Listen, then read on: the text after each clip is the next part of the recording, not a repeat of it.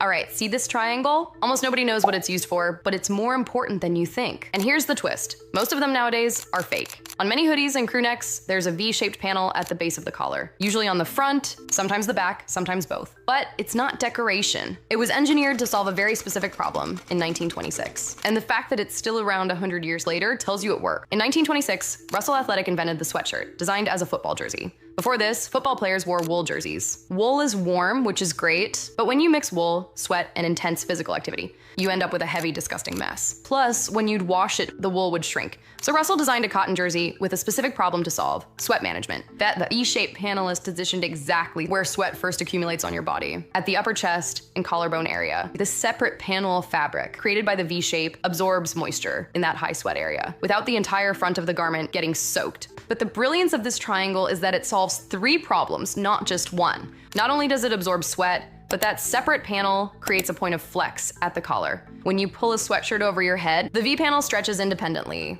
without distorting the main body of the garment. This keeps the collar in its original shape instead of getting stretched out, which you see happen in traditional crew necks and shirts. And this is the genius part. Football players needed to pull their jerseys over their bulky helmets, usually made of ribs knit fabric. That V panel provided extra stretch at the neckline, making it possible to get the jersey on over the helmet without ripping the collar. 3 functions from 1 design element. That's why it stuck around. But here's where it gets interesting. Most hoodies and crew necks today have fake V panels. What looks functional is often just decorative. Either the same fabric stitched on top, or simply V-shaped stitching with no extra stretch at all. It mimics the original design, but doesn't perform like it. Does it matter for casual wear? Not really. But it tells you something. A real V-panel reflects thoughtful construction and heritage. A fake one is just imitation, a 100-year-old football innovation. And most brands today are faking it.